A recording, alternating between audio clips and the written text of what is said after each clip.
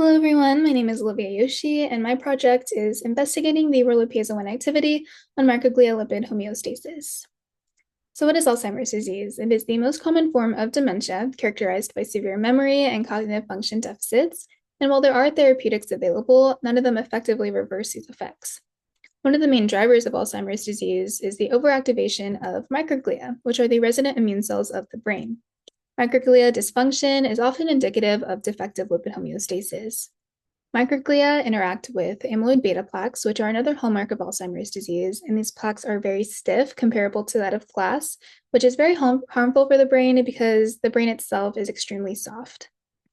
Piezo1, which is a mechanosensitive ion channel, can sense these changes in tissue stiffness, and recent studies have shown that it may play a role in the clearance of these plaques as well.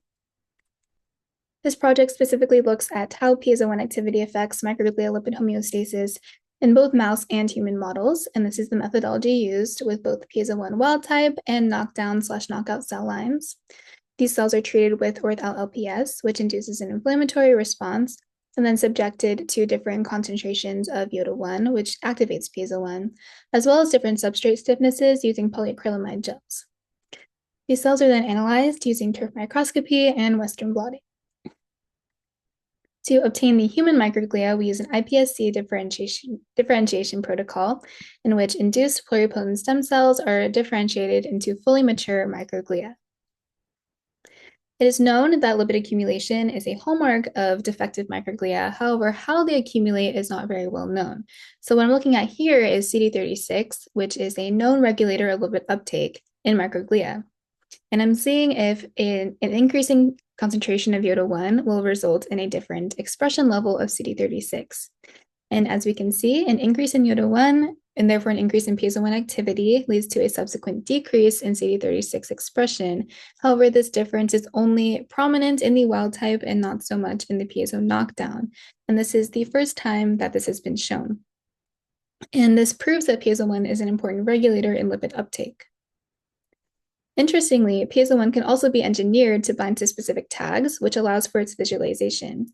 And this can be coupled with turf microscopy to visualize Piezo1 specifically on the cell surface. And as you can see, Piezo1 is on the right in real-time flickering, and this allows us to observe its motility as well as its functionality.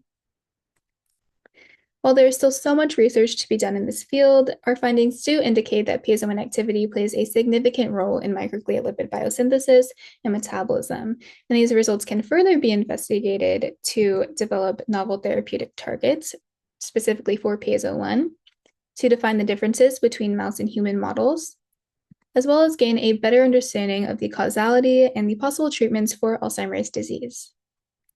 I would just like to thank my mentor, Danish Kulkarni, as well as all the members of the Lou Lab and our collaborators. Thank you so much for watching.